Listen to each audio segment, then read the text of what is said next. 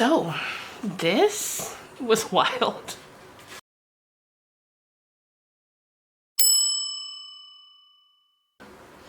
Hello my dears, and welcome back to my corner of the internet. I'm Shannon, and today I've got another book talk to share with you guys. And today we are talking about The Stranger in Her House by John Marrs. Now, this is the second John Marrs book that I read. The first one was The Marriage Act, which, unbeknownst to me at the time I was reading, it was kind of a sequel to one of his other books. I think it was The One. But it stood alone fine, and I really enjoyed it. So when I saw this one was out, I thought I would give it a read. Now, how these book talk videos go is I give you no spoilers, and then we move into spoilers. But I give you warning beforehand, so you don't have to worry about accidentally hearing any spoilers. Now, I think the first part of this video is going to be very short because the first big twist for this story comes fairly early on. When we got to that twist, I was like, what? There was still over 2/3 of the book left, and I was like, what are we going to do from here? And we did a ton. We did so much. Anyway, The Stranger in Her House is the story of a woman named Connie. And Connie has been living overseas. She's originally from England, but she's been living in Italy. So not quite overseas, but in Italy. And she's been working there as a wedding planner. And she's had her whole life there. She's been there for years. And then her mom gets sick. First her dad dies, and then like a year and a half later, her mom develops dementia, and it's progressing rapidly. And Connie just knows that she has to go home and take care of her mom. It's the right thing to do. So she goes back to this town. Now, her parents hadn't lived in this town very long before Connie's dad died. So she hasn't really spent much time there because they haven't lived there long themselves. So she moves to this town. She rents a little home close by to her mom's house so that she can be close, but yet they still have their own space, you know. So, and then that's what she does. Every day she goes over, she takes care of her mom, you know, does the cooking, does the cleaning, helps her out in any way that she can. And, you know, you get that they have a good relationship. One day, a man named Paul shows up, and he says he's a volunteer from a local charity service called Help for Homes, and that he's there to help her mom with things like maintaining the garden, cleaning the gutters, painting the house, like those type of tasks. And at first, Connie is really happy to see him. She's like, great, that's less things for me to worry about. Love that for me, my mom, love it for all of us. And unfortunately, as perhaps you can tell by the title, things start to get a little weird with Paul. Like, he's spending too much time at the house. He's getting a little too close to Gwen, which is Connie's mom. And Connie's starting to get a little suspicious that there is something off with him. And from there, everything really just snowballs, and goes off the rails, and just absolutely blows up. It's a story, if you love a thriller, one that is twisty and turny and keeps you guessing, when you think you figured out, maybe you haven't. And like until the last page, until literally the final page, you're still getting reveals and twists. John Marrs is definitely, from at least the 2 books I've read, really talented at just keeping your heart pounding. There were times I was like, this is a bit much. I'm starting to get a little anxious here. But yeah, it's great. And just the way that Paul begins to insert himself into this woman's life, and first with Connie as well. Like, at first he's like, you need a friend. So he invites her out for dinner, which she kind of thinks is a date, which ends up not being a date. During a very awkward scene in the car at the end of what she thought was the date. And after that, things are awkward between her and Paul, and that's when Paul and Gwen start to get more close to one another. And of course, Gwen, she has severe dementia. She's in and out. Sometimes she thinks Paul is her late husband. So, you know, you can imagine how you would feel if that was your mother. And, you know, you would feel very, very protective of her. So that's all I'm gonna say. If you don't want any spoilers, like I said, normally this chunk of the video is a little longer than this, but so if you don't want to hear what happens, now's the time to click away. And I would definitely recommend you picking this up. This book's out now. I think it came out middle of February, and it was a lot of fun. And yeah, get out of here, you guys. Okay. Now that they're gone, if you've read this book, you know what. So we're not going to go into every point, because if we went point by point or even twist by twist, we would be here all night. So we're just going to touch on some of the more absolutely bonkers things that happens. So first of all, some things happen, like Paul's really inserting himself at this point now. He's taking Gwen to doctor's appointments. He's changing the locks. He's moving into the house. And eventually one day, Connie comes over. They're gone. She panics, calls the cops. The cops come. They're searching for her mother. Then a couple of days later, nonchalantly, Paul and Gwen come home, and they're like, oh, we went for a road trip. There's this whole spiel about, oh, we had to get her a new phone, and we left the phone number, and all this and that and the other thing. So from there, as things are like escalating, the big twist that comes like 100 and some odd pages into the book, very early on, is so you know, at first Connie's like, I'm going to call the police. You are going to, like, this can't keep going on. So anyway, we get to a point when Connie has to go away for like 2 months. She says she has to go home to Italy to deal with some things at her business, her wedding planning business. When she comes back, she finds out that her mother's dead. Not only is her mother dead, but Paul had married her mother before she died.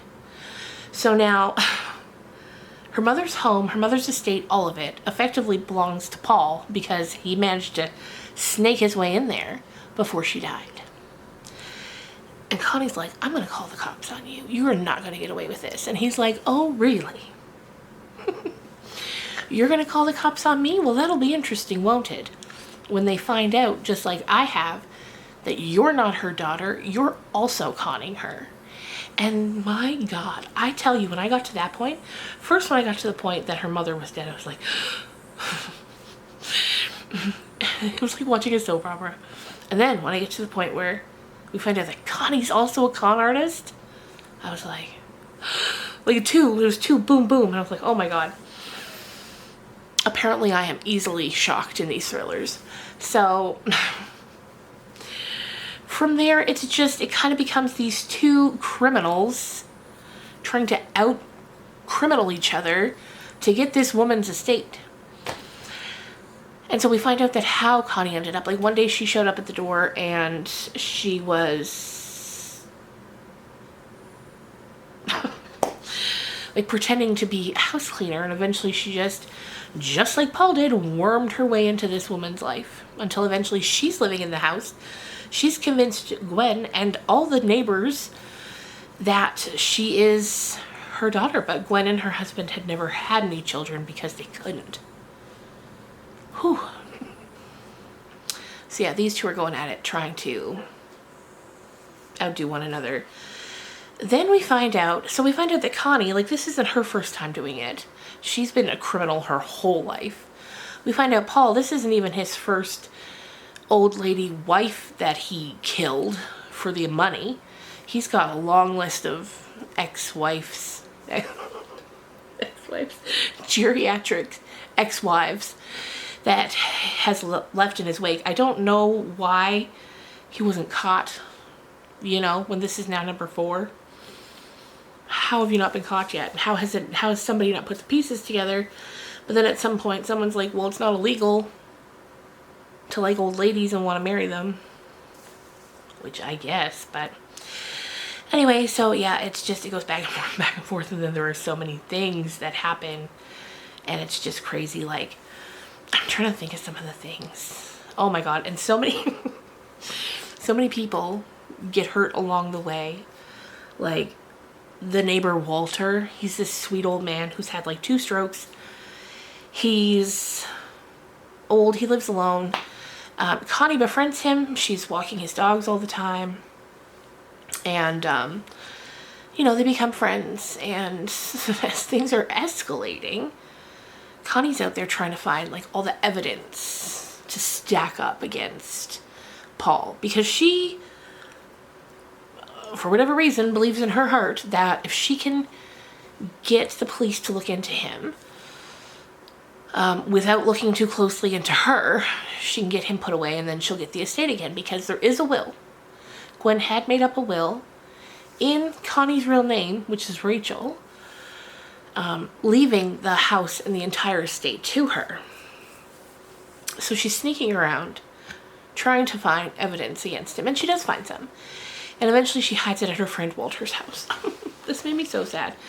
Because eventually Walter invites Connie to move in with him while she's waiting for things to work out with the house.